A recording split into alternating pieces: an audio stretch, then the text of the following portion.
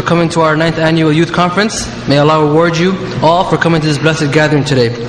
May Allah increase us in Iman and grant us a place in Jannatul Firdaus. Ameen. The main focus of our youth group is to bring our youth back to the masjid and to unite our community with one thing that we commonly all share, which is Al-Islam. Also, our objective is to reduce and stop violence amongst our youth and to promote brotherhood and sisterhood amongst Muslims in our community. The theme of this year's conference is recurring challenges. We have chosen this topic so that we can help our Muslim community combat different challenges that we face on a daily basis on a road towards worshipping Allah subhanahu wa ta'ala. Today we have 4 speakers, beginning with Sheikh Kamal al-Makki, who will be beginning right now, Sheikh Abdul Bari Yahya, Ibrahim Downey, and last but not least, Sayyid Ragi, who will be coming later on tonight. I hope we all benefit from our speakers and the knowledge that they will share with us. Without further ado, and now I will ask the Sheikh to begin his lecture, inshallah.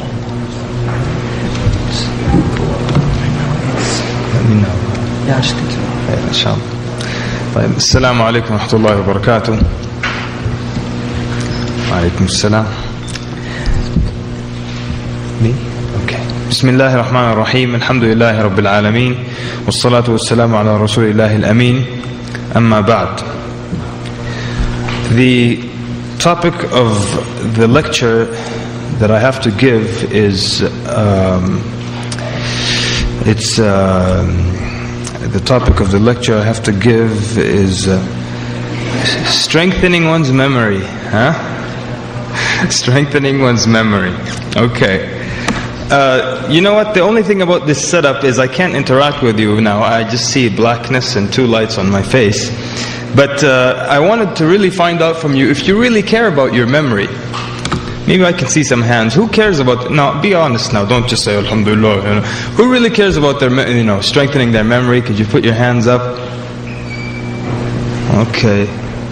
So I see a few people. Okay, that's good. So people care about strengthening their memory. Because I'm just thinking, do youth really care about things like that? More? All right.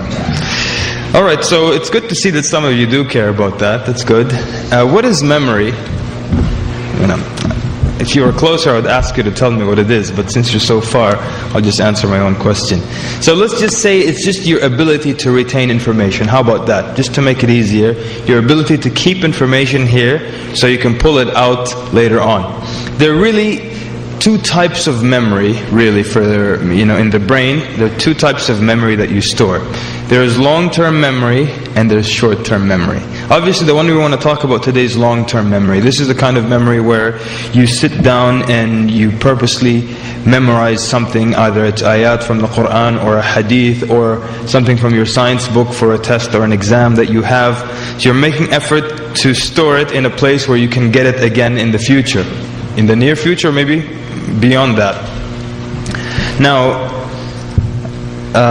is also the same type of memory that you use to remember your address and phone numbers and things of that sort. But now, of course, there's also short-term memory.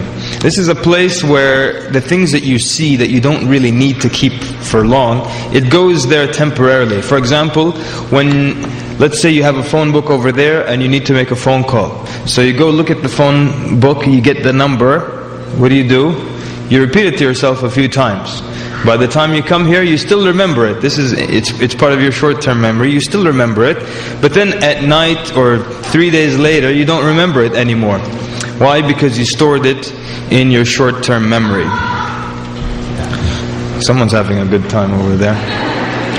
I wish I was there, huh? Alright. So this is short-term memory, long-term memory. And have you ever experienced what they call déjà vu? Anyone experienced that? Yeah? And it's kind of basically when you see a scene or something and you've seen it before. And you keep telling yourself, what was this? Was I like a bird in another life? We don't believe in that stuff, right? So how do you explain that? And one of the best explanations we found is they tell you that, usually the things that you see while you're driving, the color of the car in front of you, it goes into your short-term memory. But 2 days later, you don't remember what the color of the car in front of you was, what the license plate was, because it's erased immediately. So they say that when you see something instead of going to the short-term memory, by mistake, it goes to the long-term memory. And so you feel that you've seen this before, because you have a memory of this before. But it's just like an electrical mistake in the brain, where you just see something, instead of going to short-term memory, it goes to long-term memory. So that's kind of the phenomenon behind that. I need to speak louder still? Okay. A little bit more, I'm going to be having this for breakfast. So, okay. So now the other thing is, what's the golden age of memorization? You know, anyone know? Who can tell me when it ends? Naam? Somebody yell something out. 60? 40? No. No, the golden age. You can memorize the Quran until 60. I know of a sheikh, he memorized the Quran in his 60s. 12? No. Alright, stop guessing. I thought somebody maybe has read something. They tell you the golden age is basically from whatever you... Khalas, we're done with that segment. So, until 23. That's the golden age. From whenever, 3 or 4 or 5 years old, until 23. That's the golden age. You can still keep memorizing, your brain still works beyond that, but this is the golden age. So those of you who haven't reached that age yet, take this opportunity. But let me ask you this, what are you here in the audience, what are you trying to memorize? Quran? Anyone trying to memorize anything else? No? Anyone just trying to generally improve their memory? You know, when you get directions, you stop and ask someone for directions. He goes, at the next light, it's called this street, make a right, and then you'll see another road called this, make a left. You say, thank you. By the time you roll up your window, you forgot everything. Right? Okay. So generally, let's say the main point is to memorize the Quran, and then from there on maybe to memorize the adhkar, memorize a hadith, or memorize knowledge in general. And alhamdulillah, I see some more people today with papers and taking notes. That's good.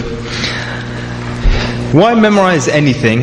And the scholars say that the thing about true knowledge is it's in the head. True knowledge is in the head. So if I would have lost my notes for this lecture today, I'll just have to come here and sing you a song, maybe dance or something. That's it. Because true knowledge is up here.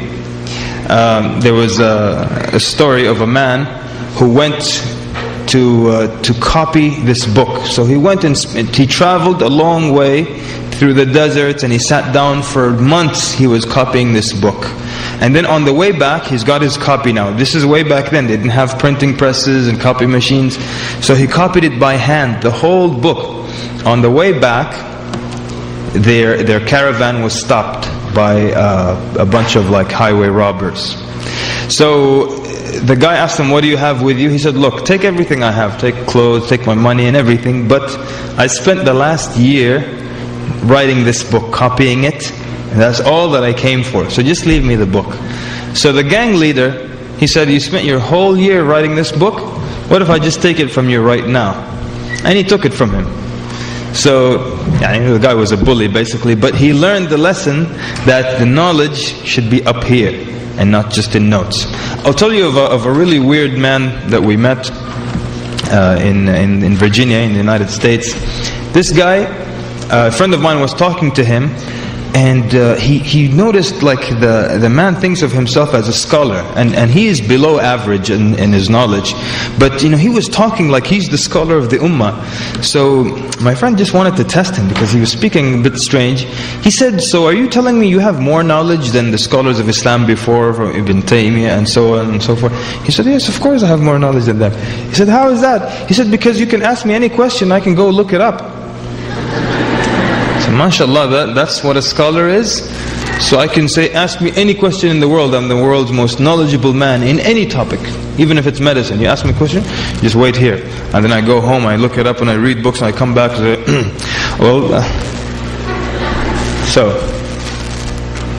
okay, I don't even know what time it is now. But so real knowledge really is in the head. It's not what you can go and look up. That means librarians, some of the smartest people. Now you have, Google search engines. That means we're all scholars. So it has to be up here. And therefore, there has to be something about memorization and the importance of memorization. Okay. You know something, you always find it difficult in the beginning to memorize. Whatever it is you're memorizing, if you're memorizing Quran, if you're studying, but then after a while you get the hang of it and you get used to memorizing. So some of the early Muslims used to say, we found memorizing really difficult at first, but we pushed ourselves and then it started to come naturally. It wasn't that difficult. And one of the early Muslims, he was trying to gain knowledge. He was trying to like sink it all in at one time, absorb everything. He's trying to learn hadith over here, trying to learn tafsir over there, aqeedah over there. So he's trying so much, and sometimes all these things, they just get jammed and nothing comes through. So he found it difficult. He was about to give up seeking knowledge. So as he was walking, he saw this big rock, this boulder, and from the cliff there was water that would drip onto this boulder. And he noticed that where the water was dripping on the boulder, it made a hole in the boulder. So he thought to himself, subhanallah, my heart, it can't be harder than this rock, than this boulder. That means if I take knowledge drop by drop, it will come. If I take it bit by bit, it will come. So don't try to overwhelm yourself by taking in so much or too much at one time. Okay. How about examples of, and who do you know of the scholars that had superb memory? Anyone? Yell out a name. Bukhari, somebody said Imam Bukhari? No doubt, it was phenomenal memory. Anybody else? Shafi'i, very good. All the four Imams, right? Imam Malik, he was a young boy when he started to seek knowledge. So he went to the house of his sheikh just for the first time. He wanted the sheikh to give him a hadith from the chain of narrators and everything. So he sat down and the sheikh gave him 13 hadith with full chain of narration, and he wrote them down. So he tells the sheikh, give me more. So the sheikh said, well, wait till you go home, memorize them and then come back. So he said, I memorized them already. So he said, he took the page from him and he said, go ahead, recite. And he gave him all 13 ahadith as is. And so, okay, so these now are rarities, or these people have this ability that typically not everybody is born with.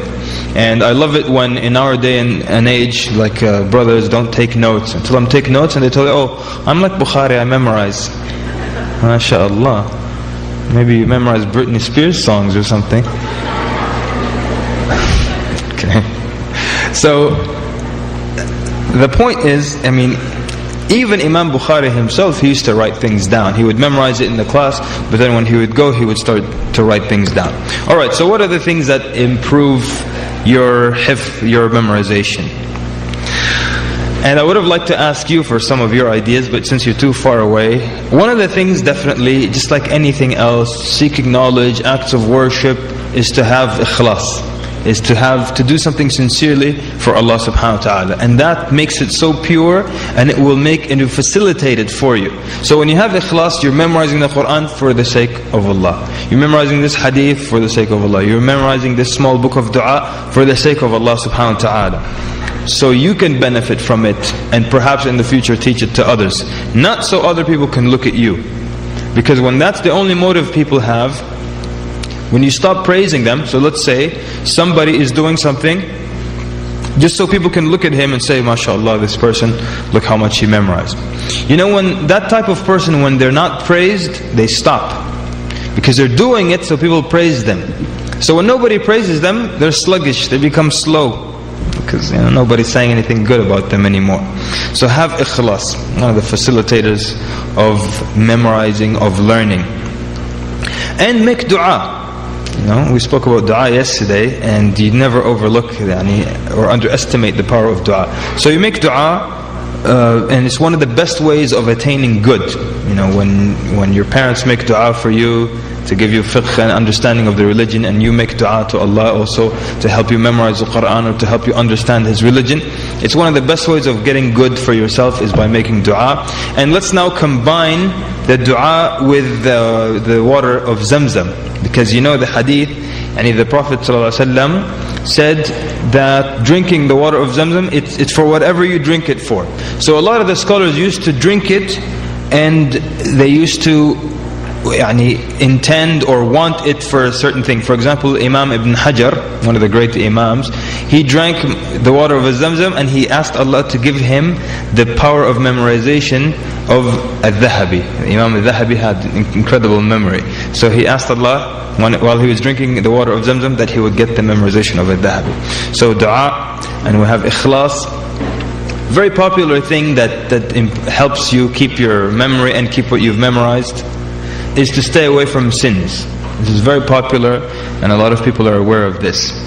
And the early Muslims and the scholars, they used to warn their students, and the students would warn their students to stay away from sins, because it's something that will damage your memorization, your ability to memorize, or also it will damage what you've memorized already. And there's the famous poetry and famous sayings. For example, Imam al-Shafi'i that you mentioned, who has good memory, and he went to Waki' ibn al-Jarrah, another scholar, and he told him, he complained to him of his weakness of memory. But of course, this is by his standards. His memory was absolutely superb. But he complained to Waki'. He said that my memory is not very strong. So what can I do to improve it?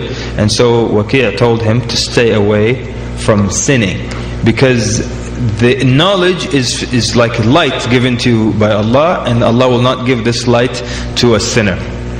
So staying away from sins, having ikhlas, making dua, and putting some kind of effort. And this is the thing that a lot of people want things easy nowadays. People don't have patience to wait through memorizing. People want things to come very easy.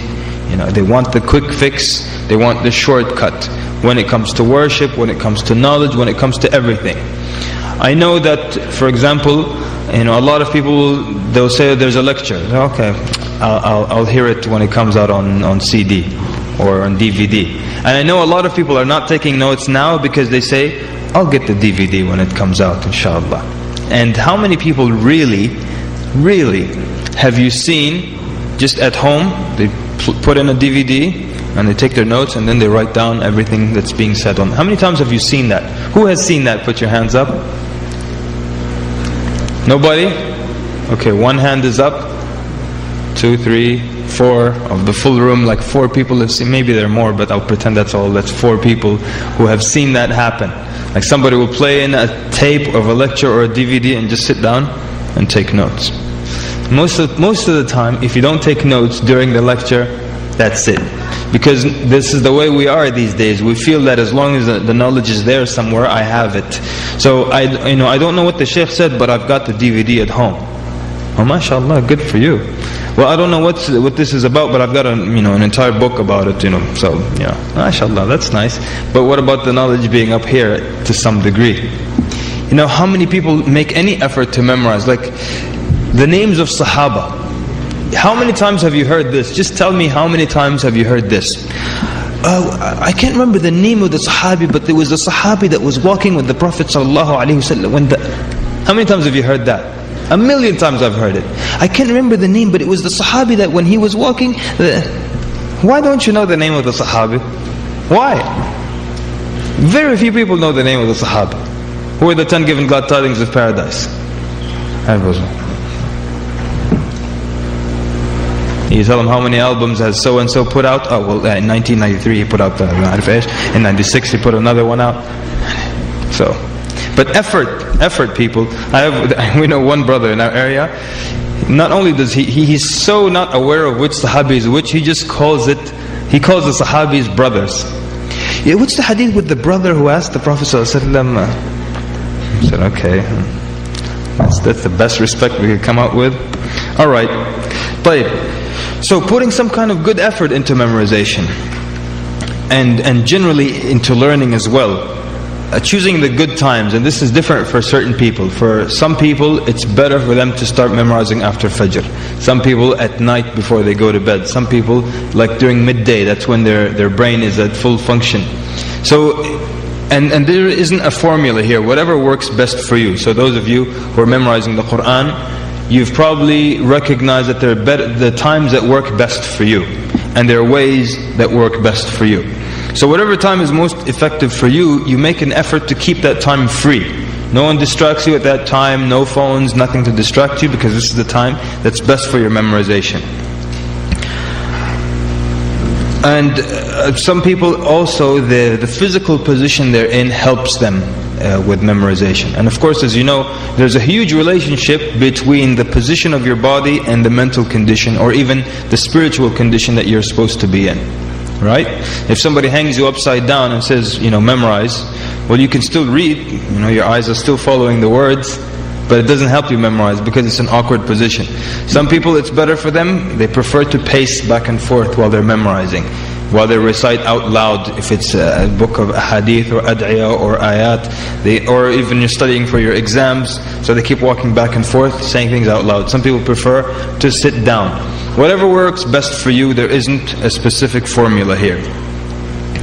If you're memorizing the Quran, the scholars recommend that you keep like one print or one copy. Everyone familiar with this? How like sometimes you know that the verse number 10 is at the bottom of the surah and you can see it while you're reciting.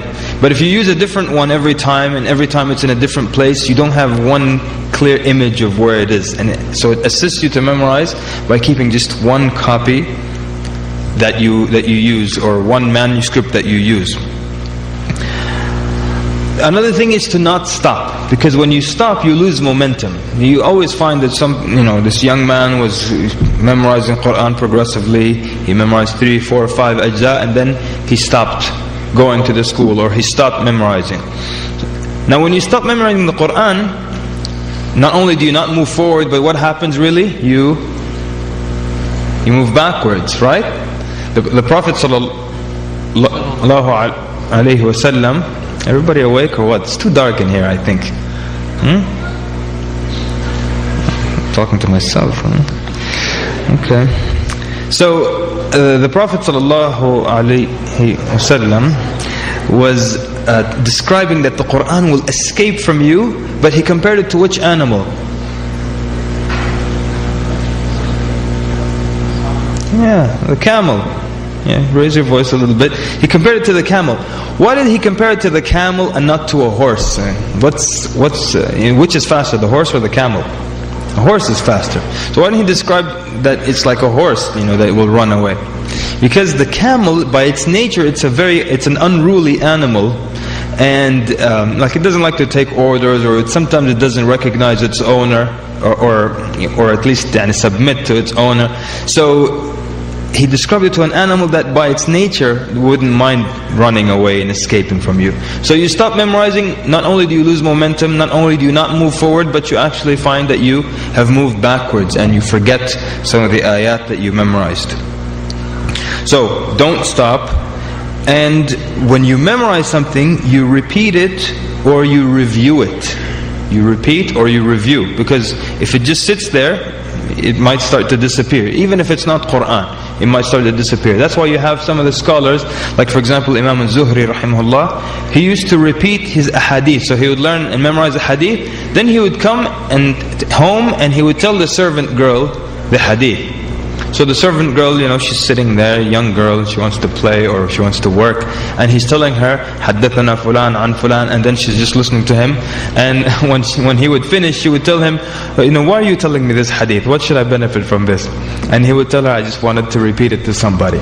Some of the students of knowledge before, they would just stop kids in the street and stop them and tell them the hadith, just to repeat it so it stays in their mind. So you repeat it.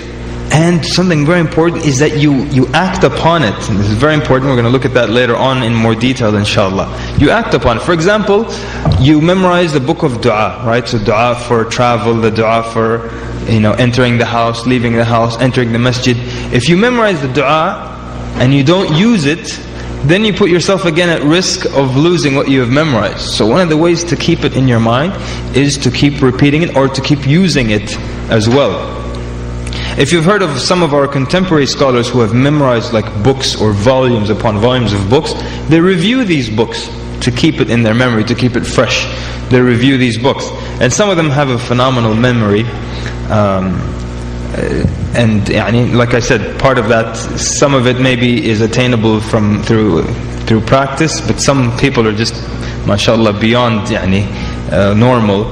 There was one scholar, and there's a teacher at a university, and he was looking for a specific word in Arabic, and he couldn't find it in some of the largest lexicons. He couldn't find this word. So there was an older sheikh, he went to him, and he asked him this word. He said, you will find it in the book of such and such, and in the volume number this, page number that. He tells him by volume, by book, and by page number. He said, I went and got the book from the library, and then I came back to the sheikh. This is a true story. And he said, okay, so what about this word? He said the sheikh said, he repeated from his memory everything that was in that page. And I had the page open in front of me, and the sheikh was saying from his head everything that as we were following along. So I said to the sheikh, Ya sheikh, I think you probably reviewed this book today, this morning. So the sheikh said to him, this is stuff that we memorized when we were 17 years old. Memory stayed with him all that time. Okay. What else helps memorize? Somebody yell something out. Not an insult, but something that helps memorize. Naam? Dua. We said dua, good. Something that I've been mentioning it here and here, but I didn't say that this is something that helps your memory. This is something that you, okay, this is a very clear hint now. It's something that you memorize and it helps memory. Somebody said it. Quran. Yeah? I mean, part of training yourself to memorize, through memorizing the ayat of the Quran, that's the training in memory. And then once you memorize the Quran, does it make it easier for you to memorize other things? Yes, you've probably seen that. You've probably seen a lot of young huffaz, they memorize the Quran, and after that they memorize the book of Bukhari, for example. Or they memorize the fortification of the Muslim, the whole thing, every dua in it. So why is it that you always find this, once they memorize the Quran, they have this excellent ability to memorize other books? Why do you think? Probably the Quran does something, right? To your noodles up here. Helps you memorize. And actually there's a study that was done in 2000, the year 2000, in the University College of London. And they did this experiment with the taxi cab drivers. They did the brain scan on them. And I don't know if you know this, but in Britain, or like in London, they have two kinds of cabs. There's that black ugly car you've probably seen in the movies, extremely ugly car. That's the taxi cab. Then they have other taxi cabs, the regular cars. The black one is the more expensive one. You find that downtown, and it's extremely, extremely difficult to pass the test. The last time I was in London, a taxi driver, not the black one, he was telling me that they make much more money than we do. I said, well, why don't you get one of those ugly black cars? He said the test is unbelievably difficult. It's so difficult. I mean, they could ask you any two questions from about 400 possible roads that you can take. But you have to know exactly how to get there, and how far it is, and how long it would take, and estimate the fare as well. And they could ask you for the smallest little street that you're not aware of, but you have to know it like the back of your hand. It's a very difficult test. So, rightfully so that they would do the brain scan on these people. So they did this brain scan on 16 different cab drivers. And they discovered that the hippocampus, okay, I'm not talking about a large mammal at your university. The hippocampus is the part of the brain that stores long-term memory. They noticed that the hippocampus in these cab drivers was more developed and larger, or the back end of it was larger than in controlled, meaning regular other people, non-cab drivers. So the study was like an indication that perhaps the act of memorization, it changes the brain structure and improves your brain and your general ability to memorize. So if we can, base off of this study, say that those who memorize the Quran, the practice of memorizing the Quran, it improves the structure of their brain, or improves their ability to memorize. And that's why you find so many huffaz, they're able to go on and memorize other things and things of that sort. There was one of the famous ways, or it's considered the best way to memorize anything, is through repetition. One of the best ways to memorize until today is just to keep repeating something until you memorize it. And you've probably had maybe a study partner where it takes you a while to memorize, and they've already memorized it. But you know what? Usually, what happens? The shorter it takes you to memorize something, more or less, the quicker you forget it. I used to study with my friend a long time ago in the 1940s, and I used to I would look at it, in 2 minutes I've memorized it, and he's still going through, and he looks at me like, "You memorized it?" So yeah, I memorized it. But then 2 days later I forgot it, and he still memorized it. It took him more time. There was a famous story of a faqih, and he had these lines, and he was memorizing them. So he was walking around the house and just repeating the verse over and over and over. And there was an old lady in the house, maybe his mother-in-law or somebody's grandmother or his mother. She was sitting, and she just keeps hearing him repeat it. She's like, "What is it with you? You still haven't memorized this?" "I memorized it sitting here." So he's like, "Oh yeah?" And he tested her. And she did it. She memorized everything. It's like, and then of course now she got attitude and stuff. She's like, "So I memorized it, and you're still sitting here repeating this all day. You give me a headache." So he came to her 2 days later. He said, "Okay, tell me the line." There were like 70 lines. He said, "Tell me the lines again." She could remember them. And he told her, "I was repeating it constantly, so what happened to you would not happen to me." You see? And so repetition is until now considered to be the best way of memorizing. And some scholars say if you repeat something from 25 to 30 times, that you'll memorize it. Some have even said 50 or 55 times until you memorize it to the point where you can't forget it easily, or you can't forget it anytime soon. And even just so you can benefit, if you have a presentation in your school, or you have a reading. See, a lot of times when you're about to read something, you think, "Well, I know how to read," so you don't practice it. And then you come on in front of the mic, and you're like, and the faqih was repeating the old woman, because the flow is not there. You notice the newscaster, when they read, well, now they don't do that anymore, but in the good old days when they used to read, they could look up for a while and they could keep saying what they're reading from their head. Why? Because they've semi-memorized it. So they tell you to present something well, you have to read it at least 25 times. 25 times. You have almost memorized it, and it comes so naturally. Even if you lose your spot in the page, it's still in your head. So that's just as a beneficial point for you. But you memorize, it's one of the best ways, so you don't forget, and it's one of the best ways to remember in a way that it doesn't just evaporate a few days later. Because now, especially in our day and age, there's so many things that are competing for your attention. And to sit down and memorize, this is something that's kind of difficult now. Why? We're used to everything being fast-paced. Everything has flashing lights and sounds and music with it. And so you have to sit down and keep repeating something. It's very difficult. That's why so many kids have, ADD these days. It's not funny. I don't know why you're laughing. Really, so many kids have ADD because they can't sit still for a minute. They want to see images. They want to see commercials and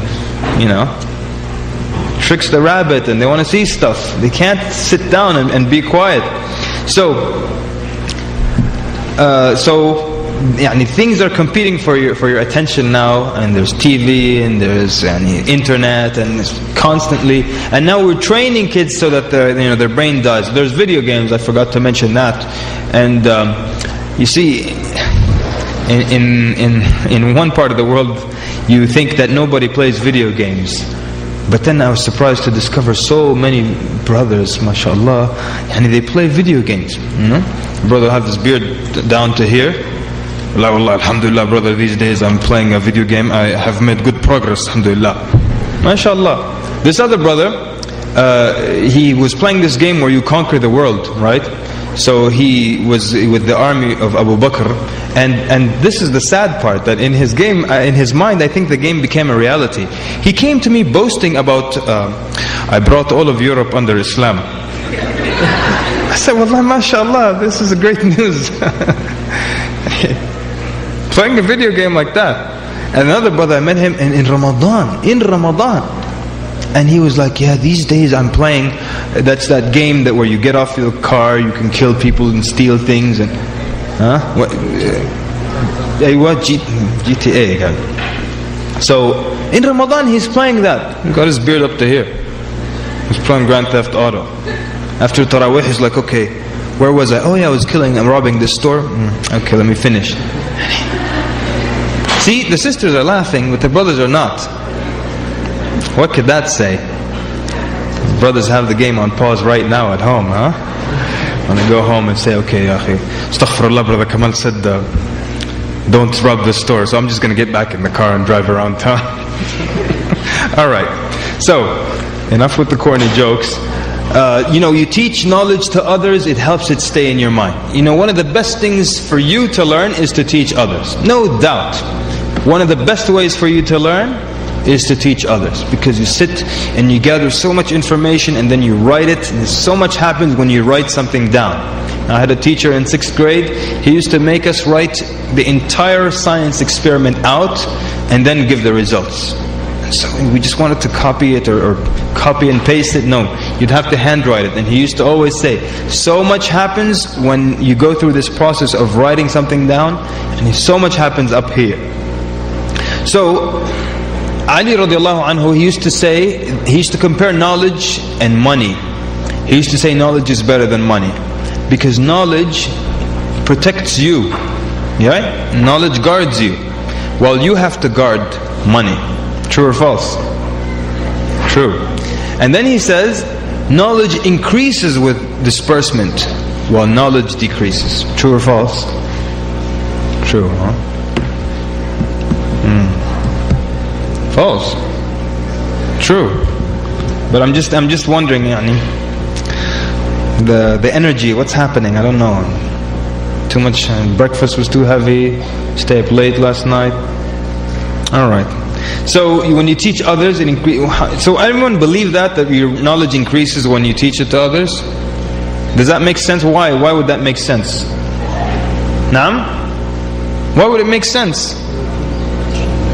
You repeat, yes, but why would it increase? You would just, okay, so the same knowledge, but now it's more solid. But why would it increase? The more you teach something, the more you contemplate about it. If you're teaching tafsir, for the 3rd, 4th time you start to realize something about this meaning of this ayah, and why this word was before that word, and why this ayah was before that ayah, and what's the link between this segment of this chapter and the next segment. So the more you teach, the more you contemplate, the more you think, and the more you learn about what you're teaching. Okay, and I'll do two more things I'll add to helping improve your memory. One of them I don't know if you'll ever do. It's basically al-hijama. The Prophet ﷺ said in a hadith that cupping, it helps your memory as well. How many people have been cupped over here? Hands up. Cupping, hijama, it's like, it's bloodletting, they call it also. If all these terms don't make sense, basically they put a cup on your back, they suck on your skin, and then they cut you up. And alright, who has experienced that? 2 people. See, that's why I didn't mention it. It's not like if I tell you hijama improves your memory, everybody's going to go and start getting slashed up, right? So okay, but that's just for your knowledge that hijama improves memory. And honey also improves memory. Some of the early scholars, Imam al-Zuhri and others, they used to say that honey is good for the memory. So is there any scientific evidence to this? No? You're so sure? Yes, there is actually. One of the things is that, first of all, honey, it has free sugar molecules, and your brain is like one of the largest consumers of sugar. And honey also has the ability to get into your blood very quickly. If you consume some honey and you drink some water, it can enter your blood within 7 minutes. So it's actually good for the brain, and it actually, it's known to help improve memory. Okay. Okay, I'm just gonna stop anyways. Khair inshallah. I agreed with Sheikh Uthman that I was going to stop here and just make a quick mention of some other points. Yeah, is that fine with you? Jazakallah khair. So, well, and great. So there's no Q&A. So let me just end on this note in the last 10 minutes or so that I have. You probably heard that some brothers got shot or shot at last night. Did you hear that? Some people who were with us. You heard? MashaAllah. So okay. So the news spread quickly, right? So, like I'm not really familiar with what were the consequences. Was this some kind of retaliation or a gang thing?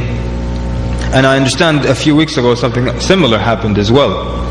So there's this problem with violence, and a lot of times we assume that it's the other kids who are violent and not our good young Muslim kids who are into the violence. But you know something, as being a part of the society, these things will naturally creep into the minds of the youth. So I want some of the youth to tell me and tell me what you think. Don't tell me something that you think will make me happy. What do you think is, like, what are the characteristics of being a man? Somebody put your hand up.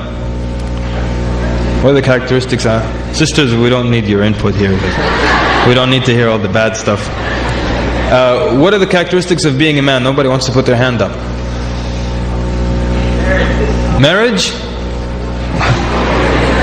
Okay. Alright, so those of you who are not married then, what category do you fall in? What's the characteristic? Like what? Okay, so what are the? Okay, let me just rephrase it. What are the descriptions of a man? What is a man like, or what makes someone a man? Yes, sir. Masculine. Okay. I'll accept that. If you want to define masculine, that's fine. You want to define it? Strength. Allahu Akbar. Strength. Yes, sir. Responsible for your actions. Okay. Somebody else. Yes, sir. No? Okay, nobody wants to cooperate today. Alright, fine. So, a lot of times when you ask youth, and there are studies where young men growing up in the West, in America and Canada have been asked, what makes a man a man? And usually you hear things about being strong. They do use that word. They say strong, they say power, they say aggressive, they say all these things that are generally violent or aggressive things. And this is how they define themselves, that to be a man you need to be like this. And that's why in school they look at the sports guy, the jock, the guy with the broad shoulders, that he's more of a man than the guy that's usually end up stuffed in a locker somewhere, or the nerd or the geek, So this is the definition. Where do you think people get this from? Of course, the answer. From the media, from television, and from stereotypes, from music, right? This is what you're told. And of course, one of the most popular forms of music would be what they call hip hop or rap. And basically, what is the general message there? Give your neighbor a flower, be sweet today. What do they sing? What do they sing about? They all sing about how bad they are, how unbelievably violent and cool they are. And so the youth are affected by that. Some of them listen to that type of music and they watch TV. The cool guy in the movie is the guy who just broke the other guy's nose. And then, the camera angle gets the wind blowing through his hair and he's like, says something really cool. Don't ever do that again. MashaAllah, you're so courageous. This is the problem though. And so you find Muslim youth, they're bad. What do I mean by that? They're bad, So the Assalamu alaikum, they're like, sure. No smile. The good guys, the cool guys, they don't smile. So why should he smile to you in the masjid? Assalamu alaikum, brother. No, he's just like, Assalamu alaikum. MashaAllah, you're so cool. So this is a problem that we have. And we have this thing where now the thug mentality comes natural with growing up. And sometimes people even have to fake it just so they can survive through school. They're walking around with their shoulder out and everything is out, and when they're alone, because they've been like this the whole time. So the truth is really, I mean, you may find yourself being forced into those situations where you're a tough guy and you have to speak in a certain way, but the truth is that's not who you're supposed to be. Okay? And I don't mean that you're Muslim only, but what I mean by that is that you have another kind of job. And I know you'll think that, well, I'm still young and that's not my job yet, that's for shuyukh and speakers and those people. But you're du'at here, are you not? Aren't you? I mean, how many of your friends have you invited and brought to Islam? Who would like to share a number with us?